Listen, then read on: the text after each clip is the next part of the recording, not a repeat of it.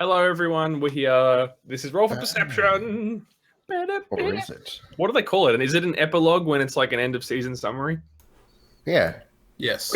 We're doing a Prologue is- Nova Terra season 1 epilogue in anticipation for season 2 coming up next week. This is like our little pre-roll to GDRP, which will be happening in like 15 or 20 minutes. So, No, it feels so good to pre-roll.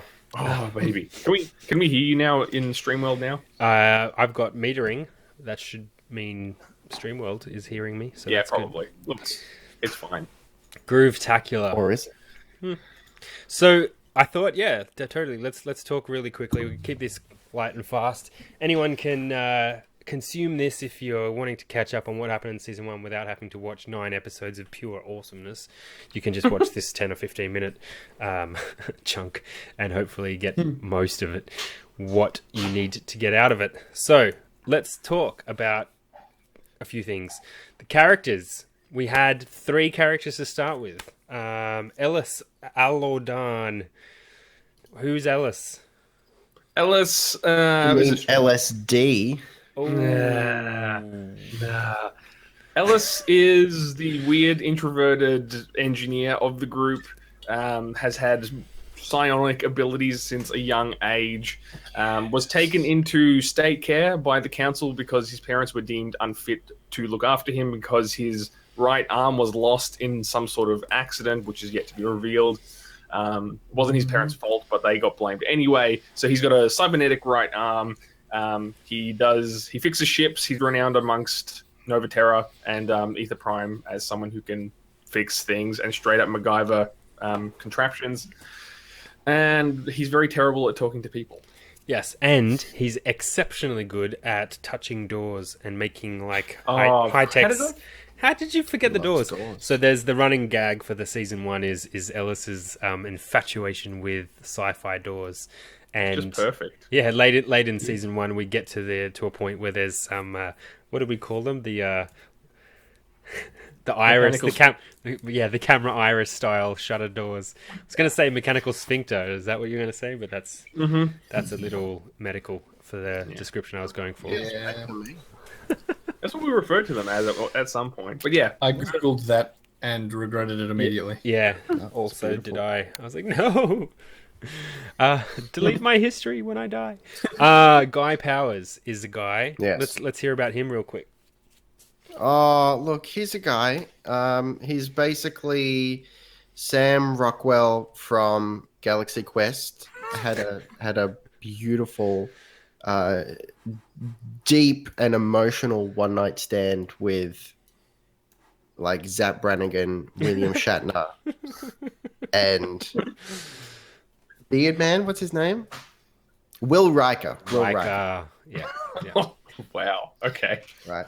He's in it for the glory. He wants to be a hero, Hollywood style.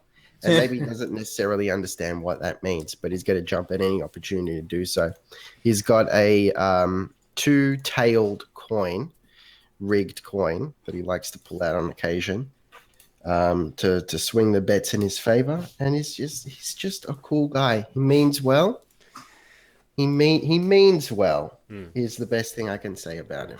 I feel like there is a genuine edge to Guy. Like, despite all his flaws, he somehow manages to be a contributing member of society. Absolutely. If you chip away at his hard, rum-soaked, womanizing exterior, he's a really good guy. Yeah. I don't even know if womanizing is what Guy is. I think he wants to be a wants He to womanizer. thinks he's a womanizer. Yeah. He just lacks the skills. Yeah. He lacks No, the he- follow. no, he, he he's does- got the skills. He just doesn't have the like conversion rate or the follow through. You know what? You know what he lacks? He hasn't got luck. That's the issue. And maybe dexterity is, fumbles a little bit. So Got to work on your naked man approach. exactly, yeah. He's 2 out of 3 times. He hasn't researched the naked man yet. Yeah, I'm going to just llama the naked slam bodies conversation that's going on here and divert Nobody's it. a slammer. The naked But ones. yeah, look, I'd just like to remind you that his charisma is through the roof at 14, and his intelligence is also 14. So, there's more than meets the eye. Yeah, yeah, Mhm. yeah. I think it's also worth calling out that he's got he's the pilot of the crew, and Yeah. Ellis is the engineer, and Guy also has some tech skills in there as well, and you like to help Ellis out because he's some sort of freak genius, and you're like, maybe if I hang out with him long enough, I might become freaky genius too. Just learning by symbiosis. But look, hold on. But it also needs to be said that he's also just really good friends with Ellis. Yeah. And- Ellis and Guy go way back. Yeah, and understands him, but doesn't necessarily want to I feel like there's a part of Guy deep down that wants to shake Ellis up and get him out of his awkwardness. Oh, right. Kind I of like it. kind of like the big brother. Yeah, Yeah, interesting. who doesn't know best? Yeah. The third character who kicked off the season 1 was played by a friend of ours who's left the crew, left the team, left the roleplay group. Callaway Parker was his character's name. I think best known for his always carrying sniper rifles or rifles with him in suitcases and leaning on walls as often as possible. Yeah, he was the broody, silent, mysterious kind of mercenary sort of guy. Guns for hire. However, Callaway had a streak of university sort of teaching and learnings in him, and he had some science skills along with his combat skills. Had a lot to do in his past with hanging out with research sort of missions and sort of field missions there around sort of like with science groups and all of that. So he's all like a bit nerdy on the guns and stuff, but he's also got that broody, mysterious thing going on. And Arik Osborne, who you can see beneath me, he joined us when Callaway Parker left. So let's quickly smash through. That's about 5 minutes of characters. Wow, we've got about 10 minutes or less to talk about actually the setting and what happened. So the setting is, in a nutshell, there's a human colony on this planet called Ether Prime. The colony is referred to as Nova Terra, New Earth, however you want to call it. We call it Nova Terra. And basically, they've lost all contact and all communication with the core worlds. And it's a couple of 100 years after the silence and the scream had all happened. The colony is trying to get the spike drive capacity back so that they can start exploring the sector that they're in. They're not actually in the sector they planned to colonize due to crazy stuff. Go back and watch and you'll find out why in some of the flashbacks and scenes we did. But pretty much, look, there's this human colony. They're alone in this sector as far as they know. Their main factions are the engineering faction, the miners, the educated science nerds, and the spiritualists. And they all form this council, and there's esteemed elders of each faction sort of sit on this council and try and make the best decisions for everybody and move things forward. So let's quickly talk about episodes that happened. Episode 1 was us cracking the egg open. We called it the Treasure of the Ruins. It's where pretty much we see the party get together on a moon of Ether Prime. They bump into a hapless trio. They are the hapless trio. They bump into another trio, like what do you call it? Like the Bizarro. The Bizarro, yeah. The Bizarro party on this moon. Turns out everyone's going to see... everyone's been summoned to meet the council. Finish their drinks. Next thing they know, they're waking up in a mysterious jungle, ancient pyramid, overgrown with vines and plants, getting a mission quest, piped through to their comms saying, "Go find the relic that we need you to find." And they started exploring the pyramid. I think highlights from this episode definitely included Guy Powers messing with weird crumbly patches on the wall and getting stink finger. That was a great thing that happened. Finger. Yeah. Okay. This was in a big room where there was an obelisk and stuff, which became part of the mystery to unravel. So Stinkfinger was our sort of cliffhanger moment, I think. Oh no, it was the hexapod. Was that what we ended up with? The six-armed... Yeah. The six-armed Angry primate thing. angry primate thing that rocked up once the Stinkfinger was released. Crazy times. We came up with other names for it as well. It was a good conversation. Sharing degrees of failure. Our second episode, The Obelisk of the Crystal Chamber, really sort of focused on unraveling that mystery. They discover there's an object underneath the obelisk.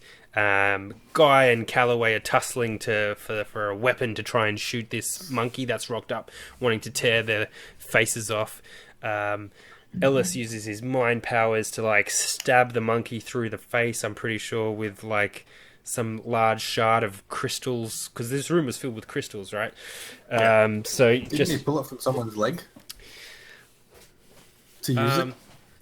Look, You'd have to go back and watch that episode, I reckon. Guy's leg was somehow stabbed or shot. I can't remember, but we were carrying him out, if I'm not mistaken. look, a thing happened. Is what I'm gonna say. I think it's You were one injured dude. worth calling out that Guy Powers has the uncanny ability to shoot at an enemy and hit his teammates. It's just what happens. Go back. It's pretty funny. It was a pretty exciting adventure, that part. Yeah, that was a good episode. Yeah, and we sort of really started to hit our stride in that episode. Basically, though, the big reveal of episode 2 is that they uncover this artifact, this relic under the obelisk. They run back out. They kill this monkey. They get back to the ship, and things start to like zeros and ones around them and pixelate and warp, and all of a sudden they're woken up in these beds inside this sort of matrix-like beds with these, however, I can't remember the full details, but it was a virtualized environment. It was a simulation. Dun dun dun! Which was a cool reveal because none of the players knew that was coming, so that was fun for me. And then basically they meet the council and they're given a bunch of options. And at this point they're sort of like, well, you can do a mission for any of the factions. Which faction do you choose? Guy Powers flips his coin, and all of a sudden, boom, we're off on the adventure of exploring the strange energy readings on the edge of the star system. As it always should have been. Yeah. Which sort of aligned them a little bit with the mining faction, because fairly certain that's who was the quest giver there, was the boss of the mining faction, or the elder. So episode 3, that's not a scanner, this is a scanner. Preparing for interstellar travel. Well, actually not interstellar. Is it interstellar? It's in the same system. It's not different systems. That probably still counts. Interplanetary travel. Ellis, the tech nerd, pulls the ship apart like a strange engineer that he is, and tries to upgrade the sensor array on this sort of pokey little transport scout vessel. It's almost like a taxi or a minibus that's been converted into sort of a long range recon unit. Doesn't have, I think it's got like basic laser weapons or something like that to defend itself, but if something scary rocked up, probably wasn't going to survive. So he upgrades the sensor array in that unit to be extremely powerful. I think he rolled some fairly exciting rolls to get to that point. Guy, you named the ship and the crew. I did. Without anyone's consent, I did this. The Vigilante is the name of the ship. And you remember the crew? Oh God, that's an excellent question. I actually forgot until I looked at the summary sheet. I think I've actually got it written down.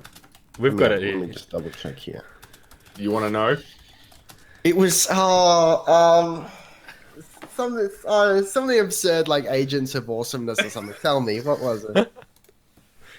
After an exhaustive list, we settled on the Wardens of Chaos. The Wardens of fucking Chaos. Yes, it sounds like a Warhammer faction. It's beautiful.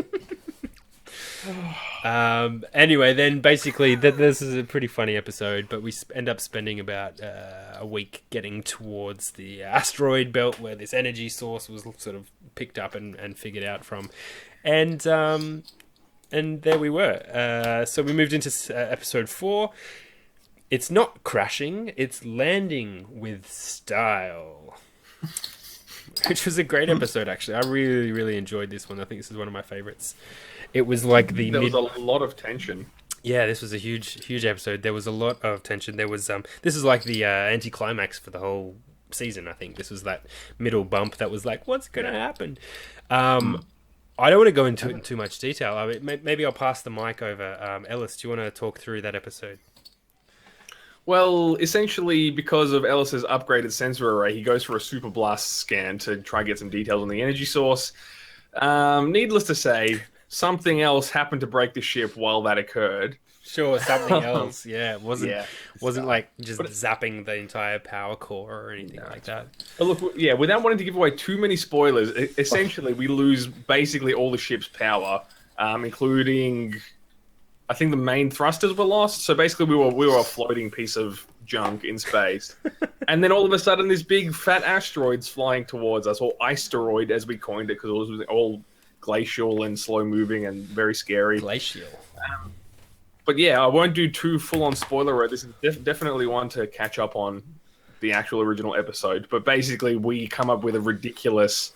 Actually, it was mostly Guy and Calloway. Come up with an insane harebrained scheme to park us on this asteroid without any thrusters to save us. Yeah. So yeah, it was a really tense and fun episode. It's a pretty good plan. It worked out really well, or did it? You see this guy? He's trying to meta his way out of blaming Ellis for blowing up the ship. Look, the sensor array was perfect. It's a little too meta. There was no shoddy engineers, bro. Back on Prime. And so the big reveal of that episode, I mean, spoiler, we won't go into detail because that episode is just awesome. But the I have to say, because this is the summary and we're telling people what's happened so they don't have to go back and watch it. But you should go back and watch that one. We didn't die. No. But the big reveal was... The big reveal was Calloway studied the data set from the massive pulse of energy, sensor scan that Ellis pulled off. And, so the thing we've just landed on is the source of the energy signature. So that was like, what the hell? So that was cool. Good cliffhangers. I've been practicing my cliffhangers this season. Episode 5, I think we're going to need a drill. A big one. So we threw some scans at the isteroid. It was indicating a lot of interesting things were inside, but the metals were unknown to the Nova Terran colony and in the ether system. So something alien or something not from this system, not on record. So let's get to the bottom of that. What else happened there? We had some... Ellis got knocked out by some strange psychic waves of energy. So that was strange, curious. What does that mean? Basically, they decide, well, we don't have any exosuits. We've got... that's right, you've got IOUs in the cupboard. And we met Frank Etchworth around this time, didn't we? Or am I jumping ahead? I think this is the point where you guys decided to go to the nearest sort of outpost or the nearest colonial sort of hub, which happened to be a massive mining ship that was docked onto one of the moons of the gas giant of the system. Yeah. And I think you guys basically just arrived, and then that's how we sort of wrapped that up. Gotcha. So, episode 6, boom, big bada boom, obvious tip of the hat to the Fifth Element, was where we saw the introduction of Arik Osborne and the departure of Calloway Parker. So, at the start of this episode, Calloway's gone MIA. He's gone on board the ship. You know what? I have to say we have missed a bit here. Etchworth is definitely at the end of episode 5. Episode 5. So that's when it was revealed that it was like an old mate of Guy's, basically. There's some previous working history there, and there was some tension going on. Describing. And he's running the mining operation here, basically, and we with Guy as the front man, try to implore Frank's help because we need exosuits and some mining equipment, we think, to deal with the asteroid when we head back. That's So, right. Guy, do you And recall how that went? Yeah, it was. Do you? I'd rather not. Yeah, very awkward social encounter, that one, with Frank Edgeworth. Frank Edgeworth was a pretty cool character as well. I enjoyed NPCing him. And yeah, so basically just saying we need some air, we need some fuel, we need some... Yeah, well, that's right. We need to top up on everything, basically. Yeah, give me fuel, give me air, give me that which I desire. No. Yeah, and so then episode 6, Calloway goes missing, so we don't know where he's gone. He's on board the mining ship somewhere. Ellis makes his way onto the mining rig and acquires 3 exosuits from Frank Edgeworth's 2IC, Janice Barker. He also ganks a bunch of post-tech components. I think the big addition in that episode was the monoblade edged mining drill is installed on the Vigilante. Yeah. This is at the same time that Arik Osborne showed up to inspect the ship for some mysterious reason. Who's that guy? So let's talk about Arik for a sec. Arik, what's the TLDR of Arik? One word, Steve. One word. Come on. Oh, okay. Hello. Yeah. All right, now more words. Hello. Yeah, so I pretty much coined a catchphrase with my first word in this game, as Arik. So he's basically sort of a bureaucrat with a slight sort of PI agent background, I guess you could say. Came on to the ship, as it was mentioned, when they were docked getting a mining drill fitted. And he was just there to do some sort of regular mining outposts, boring checks, auditing type stuff. That's right. And And then shit went downhill really quickly. pretty much, yeah. Pretty much while Arik's on board, right? That's when there's all these alerts and stuff firing out from the mining rig saying any docked ships should detach and get a safe distance away from... Yeah, GTFO. Except for the O wasn't broadcast. On the F, it just went... pretty much. And the big old mining ship blows up. So no longer having a Calloway on board, they've somehow picked up an Arik Osborne, which was interesting. So Did then you we just air? He did. Yes. Episode 7, Return to the Asteroid. I should call it the Iceroid, shouldn't we? Return to the Iceroid. Return of the asteroid. Oh, The isteroiding. there's a cream The for asteroid strikes back. that. Now, this is where we've stopped writing notes for our in our summary sheet, so I'll have to come back and do that. So let's quickly hash. Any of you guys can remember what we did? Return to the asteroid. We went back and Chiseled through it. Jury rigged the door open because we're fucking badasses. that's right. Mhm. The alien. It's an alien door. That's where the mechanical iris door. Yeah. Yeah, and Ellis had a freak out because it was so sexy. Yeah, that's right. And Arik took 10 minutes to find his comms button in his helmet. Yep, yeah, that's Yeah. right. That was cute. That was so on point. Yeah, Pretty good. he's never fared space before, so that was good. Yeah. Nah. I think we spent a good portion of the time trying to hack in. I remember Ellis patching in with his compad to basically like brute force through the door because it wasn't opening on its own. So Yeah, because we worked out that it had no power. yeah, that's right. We had to siphon we out had to- Ship's power. Siphon out ship's power into... I have to quickly call out here that the asteroid where they landed the second time was near a door, a hatch, almost like a sewer hatch. It looked like from externally, and once they powered it up, it was, there's a thing inside. Let's go inside. It's a station in here. What's going on?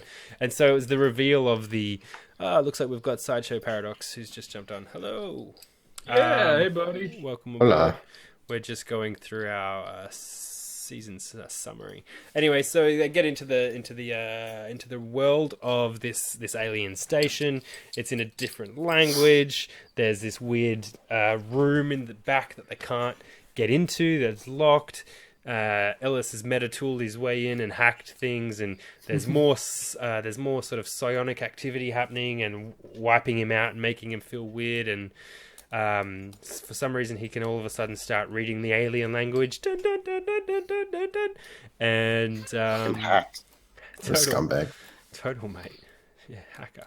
And I think we kind of like left it. Oh, there was a few security bots that you guys woke up and had some combat with. Pew, pew, pew. I think Guy again shot another of his teammates. Yeah, that's twice in one season. Tick. Mm-hmm. Two for two, I believe. Yeah. Minimum. And then, look, I can't remember what our cliffhanger was there. I just remember knowing that I tried to approach this as a very dungeon crawly episode. The cliffhanger was I'd been shot in the chest by one of those security bots. Oh, yes, and you had to like my suit was broken because I was the one guy hit. Yes, yeah. And so you were running out of oxygen, and Ellis somehow managed to slam on the life support systems, which got you kind of drunk and high and stuff. It wasn't quite the right oxygen mix, but it was enough to not let him die. Not kill me, yeah. And it was enough to not change his voice like helium balloon, so that was good.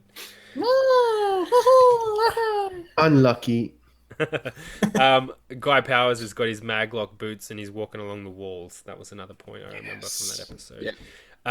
Anyway, so in the next episode called That's No Asteroid, we get to the scene where we unlock that back room door and we see inside is this giant gyrospheric device with two humanoids strapped in, connected, and they look like they're not, living very well or breathing and living very well. Yeah, they're dying is probably what I should have said. And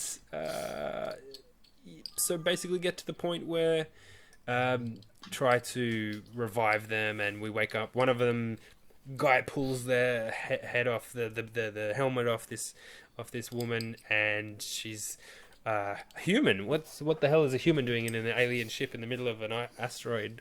What's going on? And then you pull off the next one expecting another human, but no, tentacle face. Ash wins again.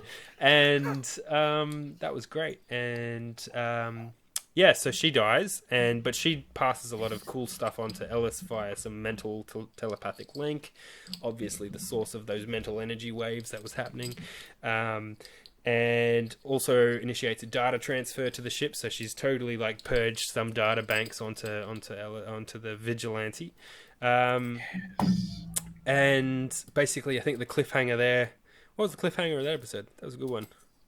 I think we pretty much shaking and rumbling. Yeah, the asteroid started to there was explosion sounds and things were shaking. It was like, shit, are we under attack? We should probably do something, and we left it there. And then episode 9 was our season finale, which I think was probably one of the best episodes, or the best episode of the entire season, where lots of cool stuff happened. I actually don't even want to tell you. You should go back and watch that. That one was really, really good. Really, really good. So it was like action packed from start to end, but not like shooting all the things action, like just real tension and reveals, and it was just one thing after another. Yeah, it was a lot of cool things got revealed, and the TLDR, no spoilers, is there's a new ship. Definitely worth going back and seeing how that gets revealed piece by piece. And it's filled with purple bioluminescent glow. That seems to be reacting with Dude, that's like Ellis. What are you talking about? That is my shit. Yeah, but remember Ellis did the walk on down the gangplank, and it was all like whoosh around him, and then you were stamping your feet on the floor. Yeah, but purple bioluminescence. Listen, mate. Yeah, tasty stuff. It was a tasty episode, and basically our big reveal at the end of that is that we've figured out what the energy source was. That first story arc has come to a close. We've got to go, probably report that back to the council and move on. Figure out what happens next. Lots of cool stuff. The surviving human of the two alien kind of humanoid things that were there. She starts communicating with Arik via some cool headsets and stuff. And basically, she's a person and she's got to go back to her people. And there's a few things that kind of got planted in that episode as next steps for the story. We don't know where it's going to go next, but come and join us for season 2, and we will discover all the awesomeness together. It's going to be sick. Pretty much it, I think. Well, I think the final thing to add is that this current overlay that you're seeing here, the Nova Terra, and all of this stuff is very, kudos to Ellis for building this overlay, but we're going to ditch this overlay in season 2. Because it sucks. Look, let's comparatively. be honest. No, listen. Together, but it sucks. It sucks. It was like we got nothing. We have no other idea. Let's go with this. But now because of the awesome story that we've built, there's coherence and actual visual cues to work with. So look, Nova Terra season 2 is coming with a real nice visual overhaul. Yep, it's going to be hot. Yeah, it's going to be awesome. So join us soon next week, I believe, next Wednesday, which is probably a date in some calendar somewhere. Do 12th. it. Yeah, 12th of April. For us. Wednesday. Unless you're in Hawaii. It'll look. If you're in Hawaii, it'll be the 11th at about noon. April 12th, about 8:30 p.m. Australian Eastern Standard Time. Yes. No one knows what that is. Look, they don't, but is it standard time now, or is it? We're Saving's standard finished. now. Because I can't keep track of which one's which. TBH. All right, We're standard. So we're going to wrap it up. We'll wrap it up here. It's been a good season 1. We'll make some final notes on the last couple of episodes. I'll share the Google Docs link around as well. Put it on the bottom of this video. Thanks to everyone who joined us along the way. We grew our YouTube subs up to something like 80 something in the first season, which is awesome. We did something. We did some things, and on Twitch I think we're up to about 20 something followers, so that's awesome. Thanks to all of those guys and everyone who's joined in on Twitter to have some chats with me. I think we're up around a couple of 500 or something followers there, which is cool. Mostly other industry types. Shout out to people like who else is out there in the realms of awesomeness? I don't know. Like specifically on Twitter or in the world of RPGs. I mean, everyone, right? I mean, I want to put a shout out to the crew over at Encounter Roleplay. Those guys have been awesome to learn from and absorb and see how they do Twitch things. They're pretty cool. That's probably all about it. Big shout outs. Everyone, keep rolling dice. Yeah, man. Enjoy the adventure. And I'm going to kill the stream, and we'll catch you guys in about 5 minutes when we come back to play Grim Dawn roleplay. Woo! Sounds like a plan to me. See you later, everybody.